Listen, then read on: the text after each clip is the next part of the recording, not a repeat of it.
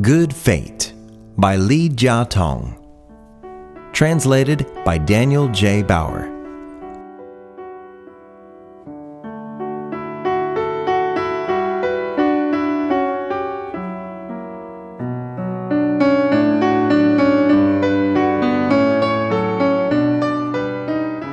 Fatty Wang is my good friend. I met him in my capacity as a piano teacher for his son.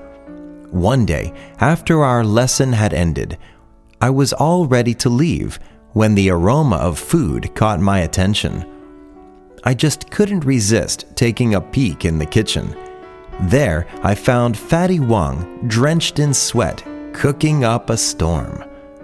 He saw the expression on my face and asked me to stay for lunch. He told me he was a master chef at a 4-star hotel in Taichung. After my wife found out Fatty Wang was a master chef at a big hotel, she ordered me to come up with a way to establish a friendship with him. Well, Fatty Wang knew our couple's weakness for fine cuisine.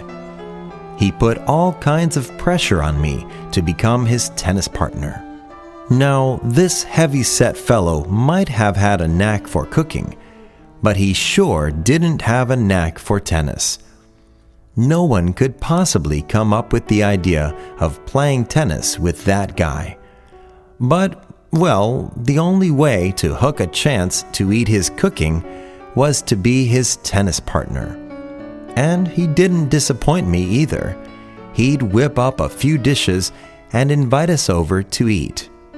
"Bring that little girl of yours along too," he'd say. Fatty Wang is truly a good man. He told me he had a second job. He taught a cooking class for the Juvenile Detention Center in Zhanghua. It was more or less a public secret that Fatty Wang made good money. Going over there for that second job of his was practically like being a volunteer to help others. Over the years, many a young person with a rough and tumble past left that center able to find good work in the food and hospitality industry. Fatty Wang should be given credit for that. One day after a tennis match, Fatty Wang said he had found a child at the center who had a special gift for music. He told me I ought to go over there and volunteer my services. "Give the boy a hand," he said. The name of the child was Zhao Songchuan, and there was no doubt about his musical talent. He never had the benefit of a teacher and had taught himself to play both the piano and the flute. My job was simply to straighten out a few minor wrinkles. I said he had musical talent. What I mean is the boy had an inspiration for music. Let someone sing a song, and he'd sit right down at the piano and tap it out. His right hand would play the melody, and his left hand accompany. Usually, the accompaniment was a little ditty he thought up right there on the spot. You could search a valley of darkness with a massive spotlight and never find a student like that. After Zhao Songchuan and I studied a bit of music, he began to tell me his life story. His father suffered a stroke when the boy was very young and then went into a coma. His father was still alive, but lay flat on his back in a hospital, completely unconscious. From his childhood, Songchuan depended only on his mother. But because their family lived far out in the countryside, there just wasn't any work to be found. His mother could only get low-paying odd jobs. When he was in first year of junior high school, many a time he didn't have the money to buy shoes. Often he went to school in his bare feet. There was no money for books. That was a problem his teachers had to solve for him. In the beginning, he just didn't like anything related to school or books. The sort of hardscrabble study life he knew only made him miserable. He decided he'd go away, take off for Taipei, and find whatever work he could. At that time, he was a sophomore in high school. He found a back-breaking job in construction. It may have left him exhausted, but the money he made helped him feel alive. At that time, he was still sending money back to his mother. He never imagined his mother might get into an automobile accident. He was still rushing back home when she breathed her last. From his mother's belongings, he took a chain with a crucifix on it, something to remember her by. From that moment on, he was an orphan without anyone to lean on. Although he did have an auntie, the auntie's family had troubles of its own. They had no way to take care of him, and so he went back to Taipei. Zhao Songtran gradually came to feel that construction work was simply too harsh. Although the money wasn't bad, it meant sweating all day long under a scalding sun. And in the end, there wasn't a single minute your body wasn't stinking. He envied young people who had service jobs in KTVs. They could wear a shirt, and some of them a tie too. They didn't have to fry under the sun. Although the salary was not high, at least there seemed to be a bit of a social position in it.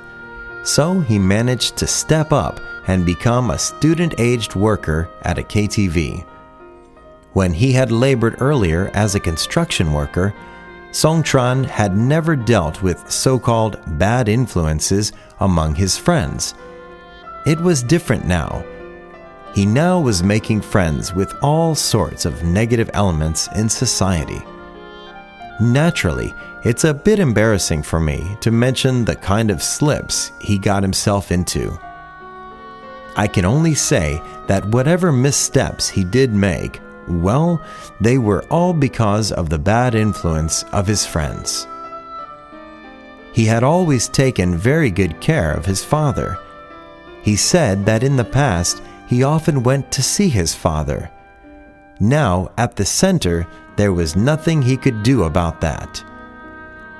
I found a weekend and went to his father's hospital in Taoyuan.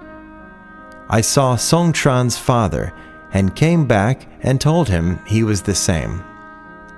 He could put his worries to rest.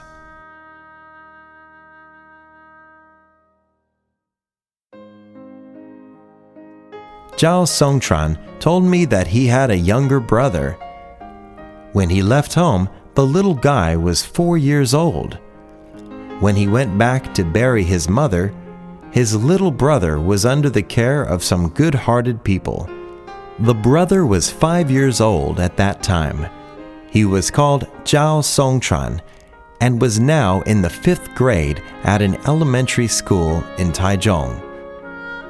Songtran also asked me to go visit his one and only little brother.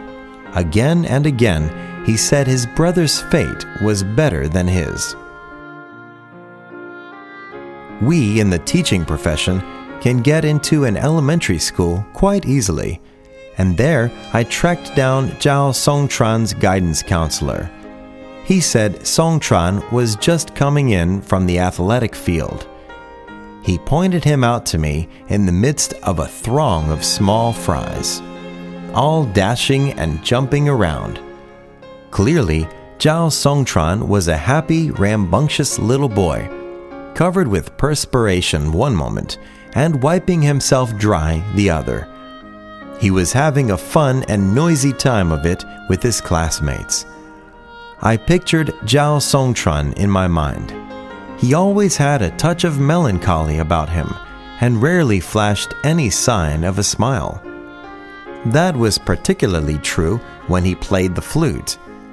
His songs seemed to be tunes filled with lament and tears. Now, here I was looking at his little brother Songtran, who was quite obviously a very, very happy child. His counselor told me Zhao Songtran was a happy-go-lucky type. He got along well with everyone around him. I asked, Isn't a kind family raising him?" I was astonished when he said he had entered an orphanage at the age of 5. He had lived there ever since. My curiosity led me to that orphanage that very night. The director of the place was a young minister. He led me around the orphanage. He said they understood that Song Tran's older brother was locked up. They had discovered that Zhao Songtran had absolutely no memory of any older brother. The plan for now was not to tell him. They would wait until he was older and then break the news to him. That orphanage surely was not a wealthy institute, but it was very obvious the children there were happy. I often find that children want a hug from me. It seems they feel strangers are good people. The minister said they had an evening prayer service that evening. The children would all attend it, and I was welcome to stay. The evening prayer was quite brief. As it concluded, everyone sang the hymn, "Do You Love Me or Not?" I had never heard that song, but quickly got the gist of it. The first stanza was sung solo by Zhao Songtran. It was just like that. He and his older brother were alike that way. They both had a gift for music. After the evening prayer service ended, I was just getting ready to go, and Zhao Songtran ran up to me. He wanted me to turn around and give him a kiss. The minister explained that was what he always did. He liked to tell strangers to give him a kiss. I shared the whole story from A to Z with Zhao Songtran. I told him everything I had seen and heard. After he heard my story, he said he had gone to visit his little brother. The first time for them to see one another at the orphanage was on a Sunday. His brother was all decked out in a white shirt and white pants. He had a red tie around his neck and was ensconced in the choir. He didn't dare tell his little brother who he was. The second time, too, he snuck in as a visitor, and this time he discovered his brother knew how to use a computer. Not only did he find his brother used a computer, but he was also good at English. And what about Songtran? He had never even touched a computer, and as for English, he never could remember more than the simplest vocabulary. Now he couldn't recall a single word. Once he had gotten in with those bad elements among his friends, he had just never gone back to see his younger brother. He knew his brother wouldn't recognize him. He felt going out for good times with that bad bunch of his gave him a happy rush, but deep in his heart, he hoped his little brother never found out he had a brother like him. When we first began his piano lessons, Zhao Songtran said to me, "Professor Lee, didn't I already tell you? My little brother's fate is better than mine.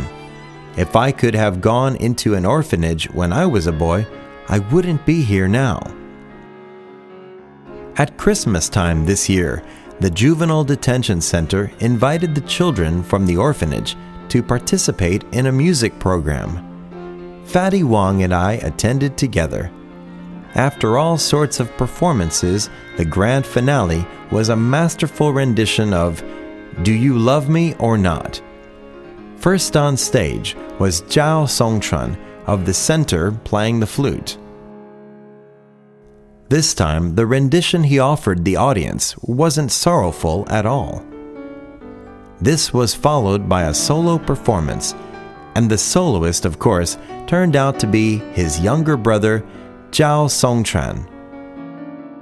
The only people in that hall who knew they were brothers were myself, Fatty Wong, and the older brother, Songtran. When the solo segment came to an end, everyone stood and sang the hymn together. I had kept an eye on Zhao Songtran when his brother sang that solo of his, and tears ran down his face. When the audience sang the hymn, Songchun didn't sing a word. He just dabbed his tears away. When the singing ended, the younger brother, Zhao Songchuan, ran over to his big brother. "Big brother," he said innocently, "you were terrific on that flute. You should give me a kiss." Zhao Songchuan spinned around and planted a kiss on him. Then, abruptly, the older brother took the cross and chain from his neck and put it on the little brother. The little brother seemed fluxumed by the move, but recovered and thanked his brother profusely for dashing off the stage. At this, Fatty Wong and I could hardly restrain ourselves. On the drive home, Fatty said to me, "I finally understand what it means to have a good fate. If you are blessed with a good fate, that means that when you are young, you meet good people and not bad people. When I was young, I didn't have the money to go to middle school, and I wanted to go to a vocational high school. There was no way for me to ever attend a university. But I sure never met any bad people. If I had gotten in with a bad crowd when I was a kid, I'm sure I'd have wound up a louse." "Fatty Wong," I replied, "that's the truth, but people can still change their fate. What it takes is for we who are good to make friends with them more often. Then they can't turn bad." Fatty Wong agreed with my words. He said it seemed as if Zhao Songchun's fate had already begun to change. Although it was chilly outside, we were feeling pretty warm inside.